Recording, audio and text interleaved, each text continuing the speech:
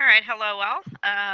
Unit 3, Day 4. These notes should not actually be very long. We're just going to look at some key features for the graphs that are shown on this page. So probably the first thing I'm going to do is go and color code these to make it a little bit easier. So it looks like f of x is the blue graph, which will be the absolute value.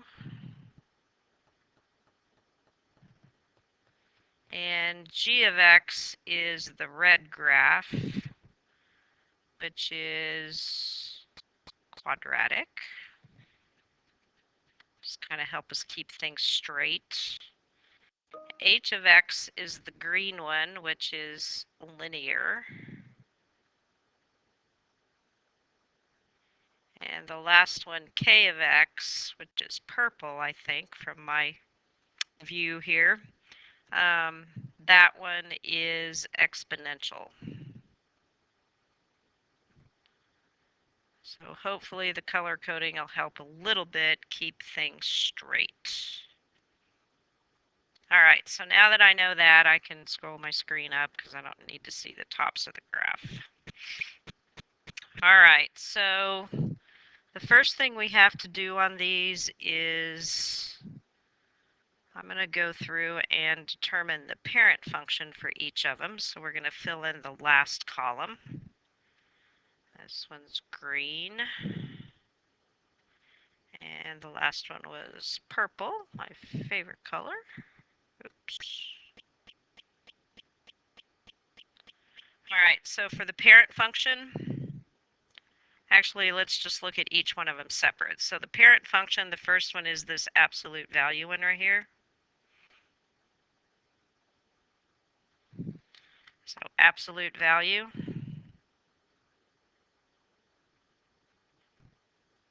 Crud.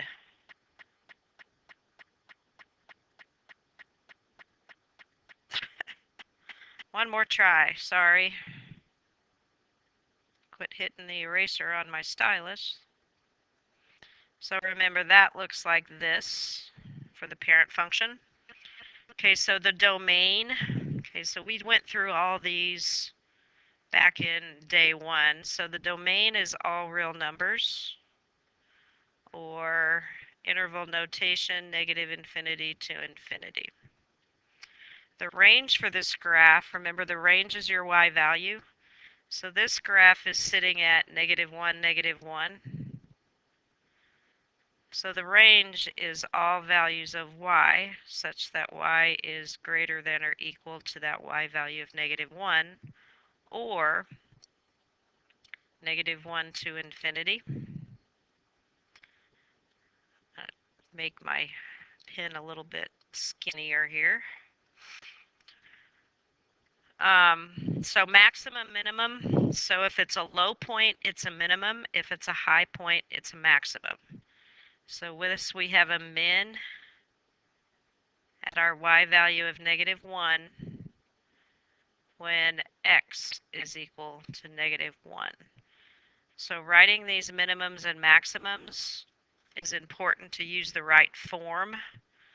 Those of you ever going to go on to calculus and maybe take an AP test, you've got to write those things in the right form or they'll not give you credit. All right, so the red function g of x is this quadratic right here.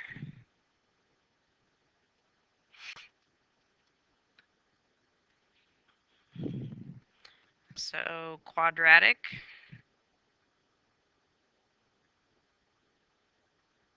Parent function is x squared. Our domain, again, I can put in any value I want to, so all real numbers, or negative infinity to infinity. My range is based on the y value of this vertex. So that is sitting at 1, -4. So my range is everything above and including -4. So all values of y such that y is greater than or equal to -4, or if you want to use interval notation, it's -4 to infinity. Negative 4 is a bracket. That means it includes it. It's like an or equal to. All right, so again, this one also has a minimum.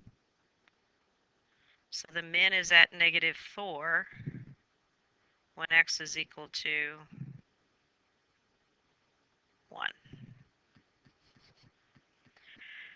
Okay, so h of x is linear. Brings us back to our Algebra 1 days. So linear, the parent function is just x, y equals x. I'll go back and add y equals x squared here, and y equals the absolute value of x for those. My domain is all real numbers. I can put in anything I want to into a linear function. My range is the same thing because my y values go on forever upwards and forever downwards. And my maximum or minimum, there is no lower high point, so there is none. All right, so the last one is your exponential, which is k of x. Now keep in mind, for this one, we probably have an asymptote sitting here at negative 4. And remember, I called that a horizontal asymptote. So this one is exponential.